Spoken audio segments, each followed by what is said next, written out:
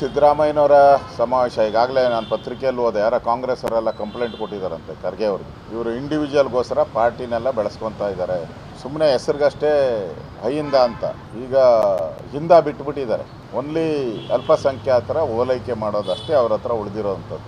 ಹಾಸನದಲ್ಲಿ ಏನು ಮಾಡ್ತಾ ಇದ್ದಾರೆ ಅವರು, ಈ ಮೂಡಾ ಕೇಸ್ ಇದೆಯಲ್ಲ ಇದ್ರ ವಿರುದ್ಧ ಅವ್ರ ಬಲ ಪ್ರದರ್ಶನ ಅಷ್ಟೇ. ನಾನು ಮುಟ್ಲಿ ನೋಡ್ಲಿ, ದಂಗೆ ಹೇಳಿ, ಈ ಥರದ್ದೆಲ್ಲ ಹೇಳಿಕೆ ಕೊಡ್ತಾವ್ರಲ್ಲ, ಅದರದ್ದು ಇದೊಂದು ಮತ್ತೆ ಇನ್ನೊಂದು ಭಾಗ ಅಷ್ಟೇ. ಇದರಲ್ಲಿ ಬೇರೆ ಏನೂ ಇಲ್ಲ. ಅವ್ರಿಗೆ ಮೂಡಾ ಕೇಸು ಅವ್ರ ಮೇಲೆ ಬರಲಿಲ್ಲ ಅಂದರೆ ಈ ಯಾವುದೇ ಸಮಾವೇಶಗಳು ಇರ್ತಾ ಇಲ್ಲ, ಏನೂ ಇರ್ತಾ ಇಲ್ಲ. ಬಂದಿರೋಸ್ಕೋಸ್ಕರ ಬಚಾವ್ ಆಗೋಕ್ಕೆ ಶಕ್ತಿ ಪ್ರದರ್ಶನ ಮಾಡ್ತಾ ಇದ್ದಾರೆ. ಇದರಲ್ಲಿ ಏನು ರಾಜ್ಯದ ಅಭಿವೃದ್ಧಿ ವಿಚಾರವಾಗಿ ಏನೂ ಇಲ್ಲ. ಇಡೀ ರಾಜ್ಯದಲ್ಲಿ ಒಂದೇ ಒಂದು ಅಭಿವೃದ್ಧಿ ಕಾರ್ಯ ನಡೀತಾ ಇಲ್ಲ. ಸರ್ಕಾರ ಪಾಪರ್ ಆಗ್ಬಿಟ್ಟಿದೆ. ಸಾರಿಗೆ ಇಲಾಖೆಗೆ ಸಂಬಳ ಕೊಡೋಕ್ಕೂ ದುಡ್ಡಿಲ್ಲ. ವಿಶ್ವ ಒಕ್ಕಲಿಗರ ಮಠದ ಸ್ವಾಮೀಜಿ ಅವ್ರ ಮೇಲೆ FIR ಆಗಿದೆ.